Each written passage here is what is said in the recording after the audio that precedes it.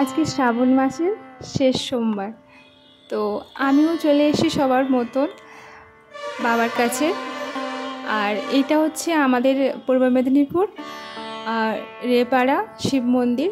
তো এখানে কথিত আছে যে প্রতি বছর ধানের ন্যায় কিন্তু এখানে মন্দিরে যে শিবলিঙ্গ একটু করে বৃদ্ধি পায়। তো যাই হোক, তোমাদের সঙ্গে তো অনেক গল্প হবে, অনেক কিছু কথা হবে। তার আগে চলো, আমার সকল মিষ্টি বন্ধুদের অনেক ওয়েলকাম। আর আজকের শ্রাবণ মাসের শেষ সোমবার অনেকেই হয়তো পুজো দিতে গেছো, আর আমিও চলে এসেছি। তো দেখো, এটা তোমাদেরকে তো বললাম। আর হ্যাঁ, এই যে বললাম যে গল্পটা ছোট করে, তো আগেও অনেকবার এখানকার ভিডিও শেয়ার করেছি। আর এখানে প্রচুর প্রচুর ভিড় হয়, এতটাই লাইন পড়ে মানে কিছু বলার নেই, ভীষণ ভিড় হয় এখানে। তো যাই হোক, সকাল সকাল চলে এসেছি, কারণ এতটা লাইন দিয়ে প্রত্যেক বছর পুজো দিতে হয়, তার জন্য একেবারে সকাল সকাল মানে ভোর ভোর চলে এসেছিলাম।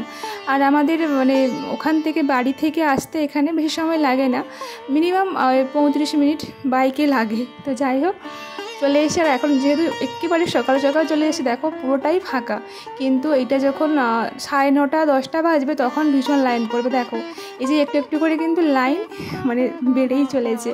আর এখানে টিকিট কাটতে হয় প্রথমে, তো একটা করে টোকন দেয়, যে যেরকম পুজো দেবে সেভাবেই টোকন দেওয়া হবে।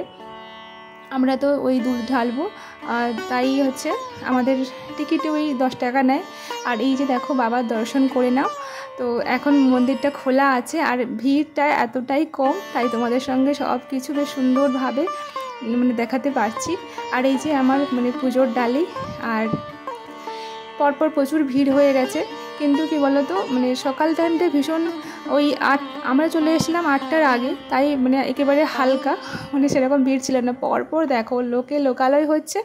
আরও যত মানে বেলা বাড়বে, মানে এখান থেকে পুরো সেই বাইরের লাইন পর্যন্ত কিন্তু মানে রোড রাস্তা পর্যন্ত লাইন পড়ে যাবে, যে একটা নয় 2-3টে লাইন, তো ভাবতেই পারছো। আর এই যে, আর আমাদের এখানে আরও একটা নদী আছে, তো ওইটা হচ্ছে হলদিয়ার কাছাকাছি, মানে হলদি নদী বলি আমরা, বা এখানে তো বাবার বাড়ির কাছ থেকে ওখানে হলদিয়াটা কাছাকাছি, তাই আমরা হলদিয়ার কাছাকাছিটা হলদি নদীটাই বলি।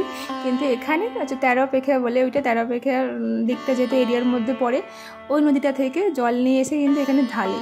আর এইদের সঙ্গে কথা বলতে বলতে, আর এখানে এই যে ভীষণ বড় একটা লাইন পড়েছে, মানে সেই রোড রাস্তা থেকে এখানে আসতে হবে গোল করে, মানে ঘুরে ঘুরে তারপরে ভেতরে ঢুকতে হবে। দেখো কত মানে ভিড় হয়ে গেছে, কত মানুষ জমা হয়ে গেছে এতজনের পর কিন্তু জল ঢালতে দেবে বা পুজো দিতে দেবে। আর ওই যে দেখতে পাচ্ছ যে জল নিয়ে এসছে, তো বললাম ওইটা আছে আমাদের এখানকার মানে সামনে নদী আছে, ওখান থেকেই জল নিয়ে আসে। ওখানে অনেকে মানে দণ্ডি কাটে, যে যার মানসিক থাকলে সে সেরকমভাবেই কিন্তু মানে শোধ করে। যাই হোক, চলো, আমার তো পুজো দেওয়া হয়ে গেছে। এখন আমরা চলে এসেছিলাম লক্ষ্মীনারায়ণ মন্দিরে, ওখানে একটু মানে প্রণাম করে তারপরে আবার এখানে আবার ওই ডাকাত কালী মন্দির, আবার লোকনাথের মন্দির, সব কিছুই কিন্তু ওই তারকেশ্বরের মতন কিন্তু এখানেই আছে সব কিছু সেরকমভাবেই। আর ওখান থেকে সোজা চলে এসেছিলাম, মানে সকাল থেকে যেহেতু খাওয়া দাওয়া হয়নি, কিছু খাওয়া দাওয়া করতে, খাওয়ার থেকে ছেলেকে খাওয়াতে, কারণ ছেলে তো সকাল থেকে খায়নি কিছু, আমার সঙ্গেই ছিল। আর এই দেখো, এখন আমরা অটো ধরেছি মা ছেলে, কেন কি আমরা বাড়ি ফিরবো। তোমার দাদাভাই কিন্তু ছেড়ে দিয়ে চলে গেছে, কারণ ভীষণ ভীষণ ভিড় হয়, তারপরেও দেরি হয়ে যাচ্ছিল, ওর স্কুল আছে তাই। আর এখন আমরা মা ছেলে ফিরছি। তো আজকে ব্লগটা কেমন লাগলো অবশ্যই জানিও। বাড়ির ঠাকুরকেও পুজো দিয়েছিলাম, সেটাও শেয়ার করলাম। চলো, আজকের এখানে রাখলাম, সকলে অনেক ভালো থেকো, টাটা।